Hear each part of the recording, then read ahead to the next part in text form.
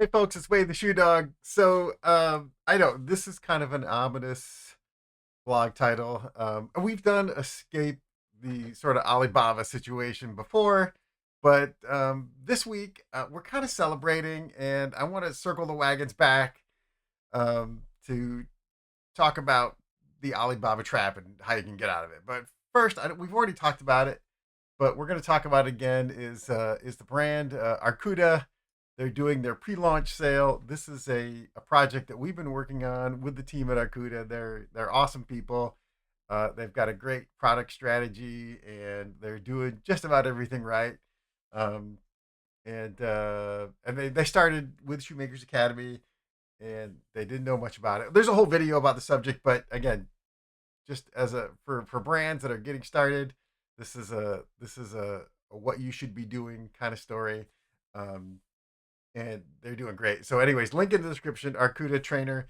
Again, they're on pre-launch right now, so you can go ahead and book it. And this brand is tooling up right now, so it's super exciting. Okay, so but we're gonna switch gears. Um, Part of the reason I wanted to mention it is because we've got some other brands that I'm not gonna say who they are. If you've watched the channel, then you've seen them, and they're two brands that we're working with. um, Different scale. One is already in the many millions. One is trying to get back into it, right? And these are both folks that came to us um, with problems, and it kind of started with not really knowing what they were doing and reaching out to Alibaba vendors. Now, I'm not saying that all Alibaba vendors are bad. However, they all do the same thing, which is they tell you, no problem, man, we got you covered. And, but they already, if you don't know, if you haven't armed yourself and educated yourself, you're already it's a asymmetrical battle already. And it's not a battle, but if you're forming a partnership and they've got all of the knowledge and you have a little bit of the knowledge, you're going to have a hard time. And in both of these projects and it's not that, again, most of these people are great people. Motivations might be different, right? You're a brand, you're looking out for you. And you've got maybe not that much capital, and you got to protect it. And they own a shoe factory. They are in the profit making business.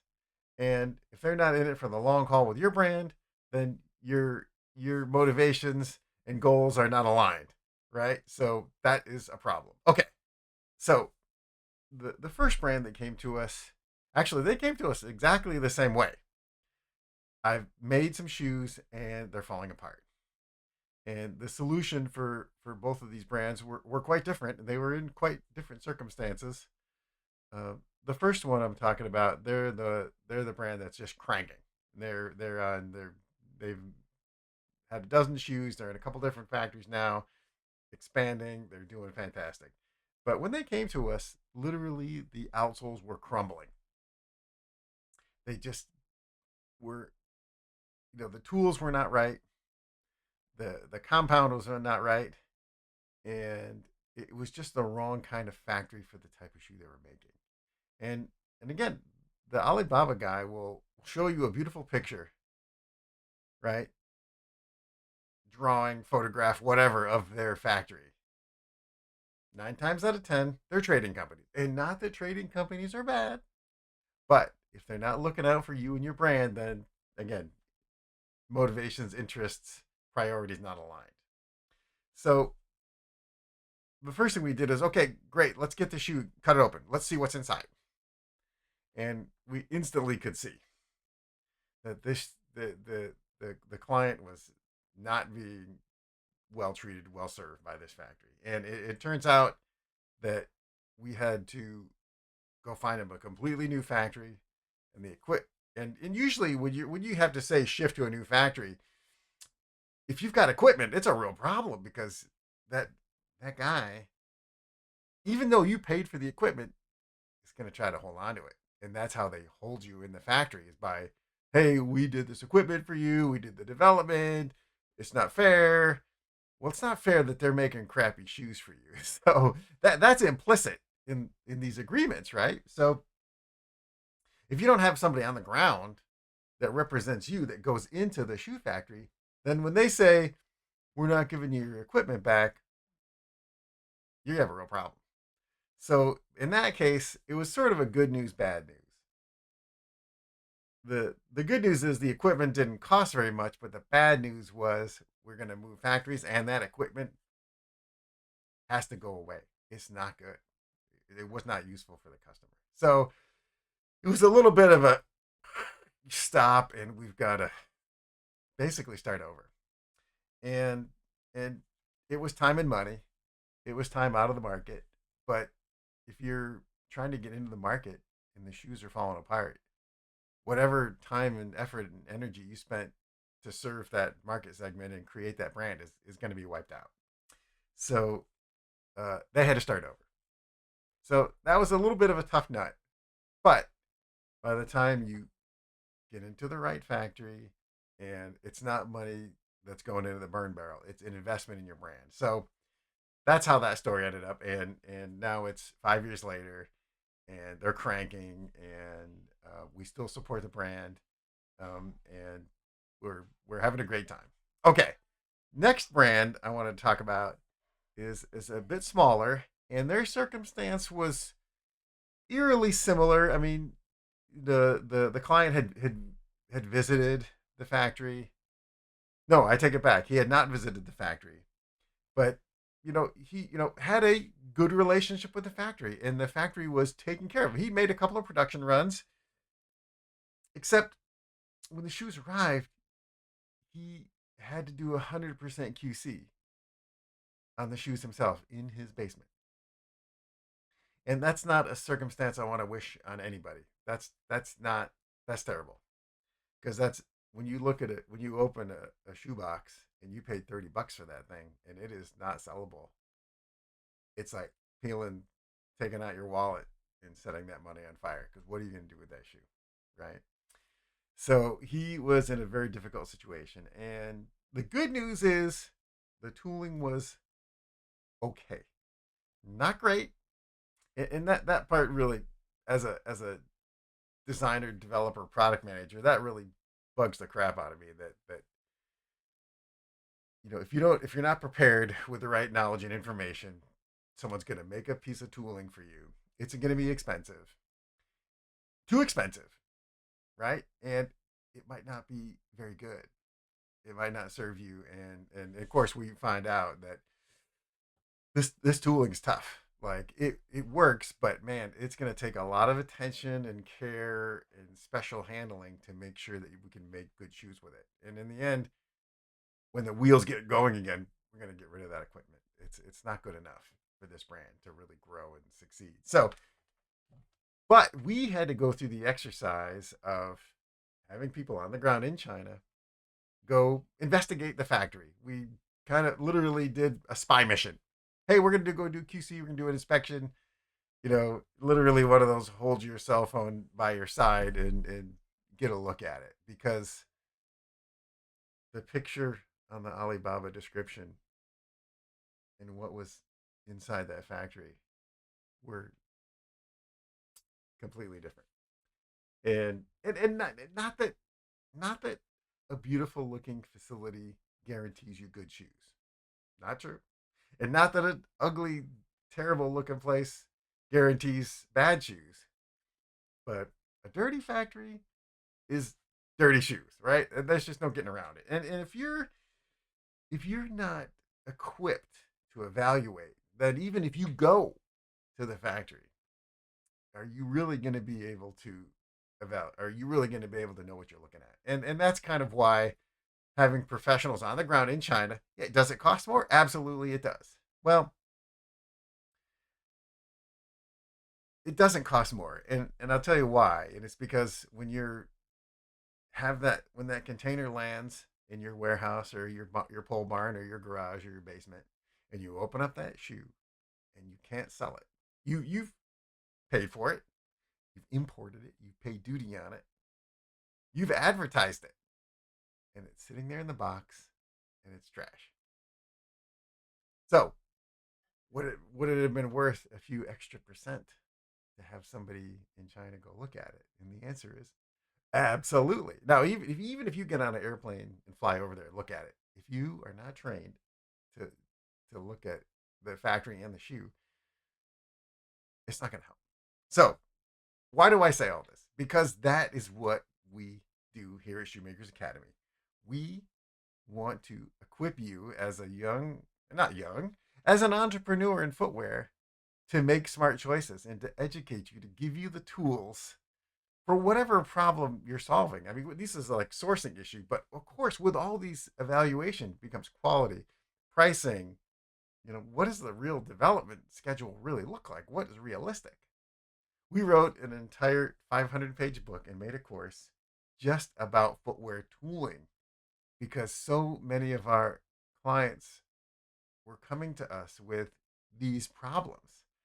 And not that sitting down and reading a book over the course of a couple weekends is going to make you an expert, but it will give you the right questions to ask to understand the procedure so that when someone says the tooling is going to cost $5,000 and you need X, Y, and Z to go with it, is that correct or not?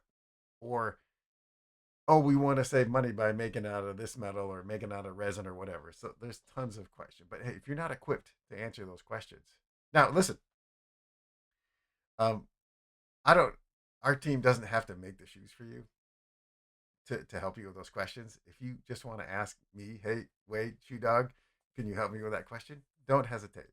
The Shoe Dog at shoemakersacademy.com. I answer questions every day for people. Um, okay, so what happened in that case? Well, the reason we're kind of doing this tie-up videos is they came to us and I remember this clearly. He said to me, "I can't sleep at night because I don't know if these shoes are any good."